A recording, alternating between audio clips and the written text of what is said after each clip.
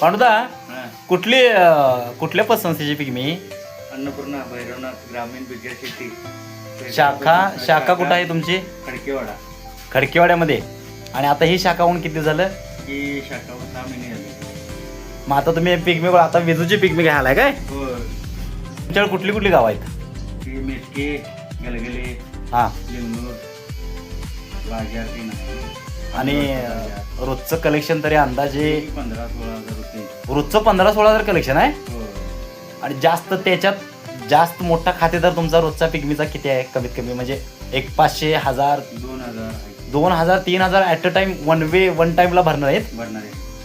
भरपूर आहे की आपलं. म्हणजे एवढ्या कॉम्पिटिशनला 2-3 पतसंस्थांची पिगमी गोळा करतात लोक, पण तुमचं पण घोडदौड चांगली आहे की 6 महिन्यामध्ये. हो, चांगलं झालं. बाकी संस्थेच्या आणखीन काही योजना आहेत काय आहेत की. लोकांच्यासाठी? आहेत. पिगमी धारकांच्यासाठी लोन वगैरे देत आहे? लोन वगैरे आहे. आणि बाकीचं पर्सनल त्याला व्याज दर वगैरे परवडण्यासारखं आहे काय? हो. म्हणजे कर्ज वाटप पण चालू आहे? हो. परत सेव्हिंग खाती लोकांची आणि झालेली आहे. सेव्हिंग पण वेगळी खाती काढून घेत आहे? हो. आणि तुमच्याकडे सोने तारण वगैरे ते पण आहे काय? आहे. म्हणजे जे मार्केटमध्ये आता बाकीच्या पतसंस्था पुरवतात त्याचं त्या म्हणजे सगळ्या सोयी सुविधा तुम्ही देत आहे. एक नंबर. छान वाटलं. चालू राहू दे. माझं पण खातं काढूया उद्या. एक नंबर. थँक्यू.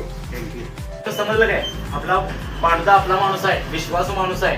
आणि ज्यांनी कुणी खाती काढणार असतील त्याने आपला माणूस आहे, खाती काढून घ्या. भैरवनाथ ग्रामीण. मी माझं खातं उद्या यांच्याकडे पिगमीचं सुरू करणार आहे. यांच्या स्कीमा आणि योजना ऐकून मी खरोखर भारावून गेलोय. आणि दुसरी गोष्ट, तुमच्याकडे ऑनलाईनची सोय आहे? म्हणजे जर गलगल्यातला एखादा कस्टमर सुद्धा पुण्यात राहतोय किंवा बाहेरगावचा एखादा कस्टमर आहे तर कॅश मध्ये द्यायला तुम्हाला वेळ भेटणार नाही, तो ऑनलाईन ट्रान्झॅक्शन करू शकतो. म्हणजे बघा मित्रांनो, ऑनलाईनचं सुद्धा ट्रान्झॅक्शन होऊ शकतंय. म्हणजे पुण्यात, मुंबईत कुठेही तुम्ही असाल, फक्त कॉन्टॅक्ट करा. पांडुरंग पाटील गलगले किंवा मला संपर्क साधा, दत्तात्रय पाटील. मी तुमचं खातं ओपन करून देईन. आणि ऑनलाईन असेल तर ऑनलाईन सुद्धा सोय तुम्हाला मिळेल. कर्ज सुविधा आहे, बाकीच्या सोयी सवलती आहेत. सपला विषय. भैरवनाथ ग्रामीण संस्था, खडकेवाडा.